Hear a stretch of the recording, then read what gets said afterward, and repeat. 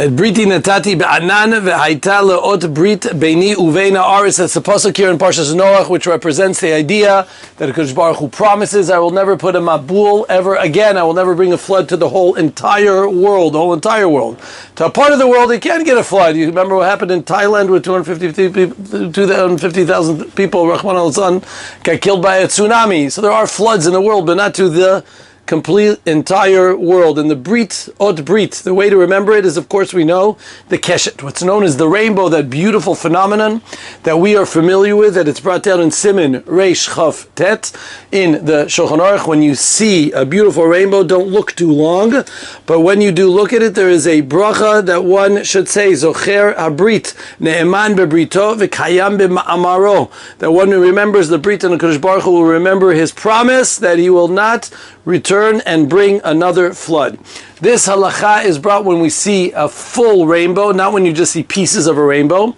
It's a machloket in the poskim, a suffix in the biur halacha, that when you see a rainbow, it only should make the bracha properly when you see the full, proper rainbow, because it's a sign of a Kadosh Baruch Hu ki'ilu surrendering. The Ramban writes, just like when a person throws up the white flag to surrender, he points the gun towards himself, so too, HaKadosh Baruch Hu Ke'ilu is pointing the bow, which he was shooting arrows with, towards himself, and that's why it points up. The Keshet points up towards the Shemayim, towards Hashem, to say, Ke'ilu, I'm surrendering, I'm giving in to what you say.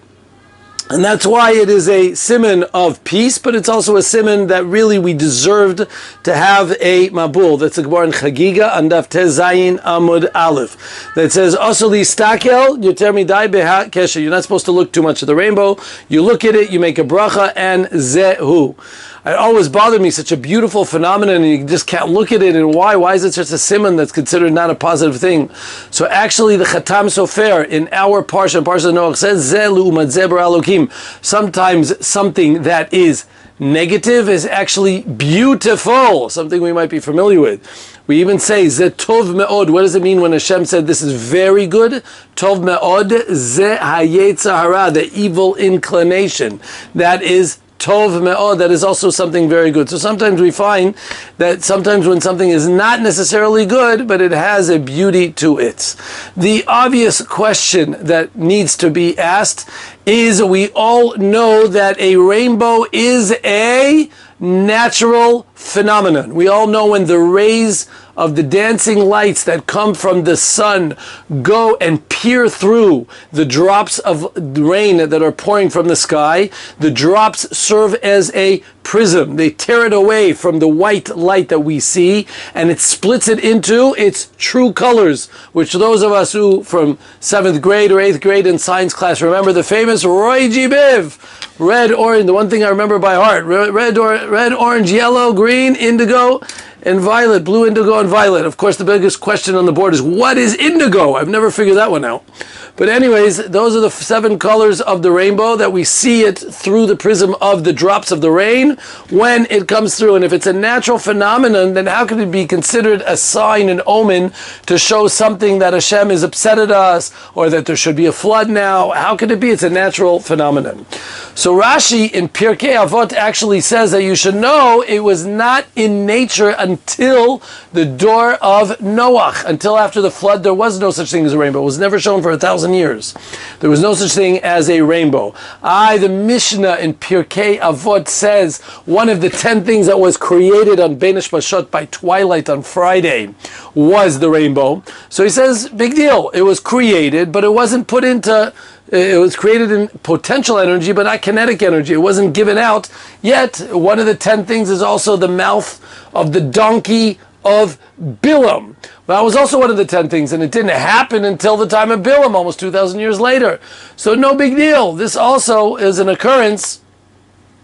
This is also something that happened and only took place 1,000 years later, even though it was put into the nature of the world. That is the tshuva of Rashi. All the Rishonim disagree. They hold that it was around all the time. From the beginning of time, it was considered there. And therefore the Ramban actually writes that yes, it was around all the time, but it's just an omen, it's a sign, it's just there to remind us. You ever go to New York and you see this lady pointing some torch up to the sky and holding, I don't know what it is, the 10 commandments? I have no idea. She's holding something in her hands over there. And apparently to me, when I see this, I say it's absolutely meaningless, the statue that's standing over there. And then they inform you, well, that's the Statue of Liberty. That's to tell you about being free, democracy, being liberalism, all that stuff. That's what it's all about. Okay, no problem. Reminds me of democracy whenever I see it. Fine. Whatever you say. And Yaakov Avinu with Lavan, they were listening, they had a pile of rocks. What is a pile of rocks? I don't know, but it's there to remind me. Ha'ed Hagal Hazeh. This is a reminder from the covenant that is between us.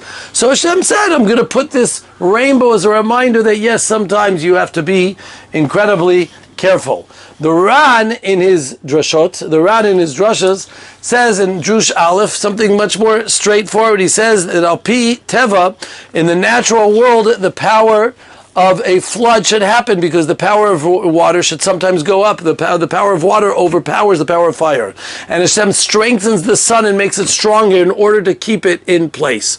And when that happens, it appears a rainbow. So the rainbow is a sign that Hashem made the sun stronger and prevented the lower waters from coming up and hopefully, chas v'shalom, causing a flood. This is the tshuva of Rashi, the Ran, the Ramban. The most straightforward tshuva, I would say, is the Ramah, the great Ramosha Isserlis, the one who paskins for all Bnei Eshkenaz in Toras Ola, the one who was nifter at 38 years old, but not before leaving tremendous amount of Sfarim.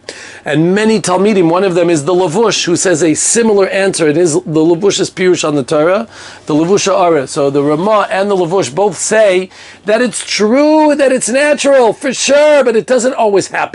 Not every time that it rains does it mean there has to be a rainbow. We see Reb Shimon Bar Yochai, and in his time period, there was no rainbow ever, the Gemara says. During the time of Chizkiyahu HaMelech, everybody was tzaddikim, there was no rainbow. How could there not be a rainbow? What, it didn't rain? Of course it rained, but it rained at nighttime. It rained in a time when it would not produce any type of rainbow image. And if you look it up, it's not just there, even during the day, the only way that a rainbow can be produced is when the sun comes at an angle shooting through the drops of the drops that are coming from the sky.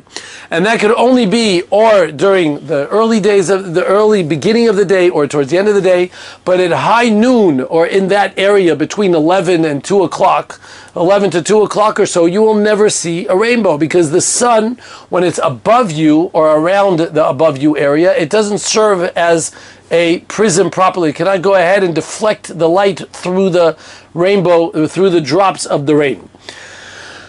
And that's why this natural phenomenon definitely serves as an omen. HaKadosh Baruch Hu will bring rain, B'natati metaritzachem, I will bring you rain at good times. The best times that we daven for is at nighttime. When we're at home, it's a positive time at nighttime. And also, you don't see a rainbow.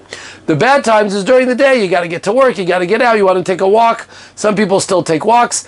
And when you want that to happen, you don't want the rain to go ahead and patter on top of you. It's more of a nuisance more than it is helpful. Al Kopanim, that is the difference between the two, and therefore we see that sometimes it's okay. Of course, and I'm going to end with this, these days the whole question doesn't start, because when we see a rainbow flying on a flag, we all understand what it means, that HaKadosh Baruch Hu wants to bring a flood into the world, because when people are waving the rainbow flag and they're acting in the rainbow representation of what they do, so that means it's time for a flood. That's why they chose the flag of a rainbow, the sign of a rainbow, because they're coming to say, I know, God, I'm supposed to be flooded. I know I'm supposed to be wiped out of here. I don't deserve to be around right now, but please remember your omen. Please remember, HaKadosh Baruch Hu, there is a rainbow, and the rainbow is meant to stop the flood from wiping us out. I say that in jest. Al Kopanim, we see from here an important idea that the rainbow is here as a reminder, and sometimes we need these small reminders here and there in our day-to-day life to remind us as the winter is coming, to remember sometimes to take a look and remember that not everything is as easy as it comes, and to go ahead and use it as a key, as a vehicle to make a change, as a reminder from Hashem that yes, it's time to do something different. Shabbat Shalom.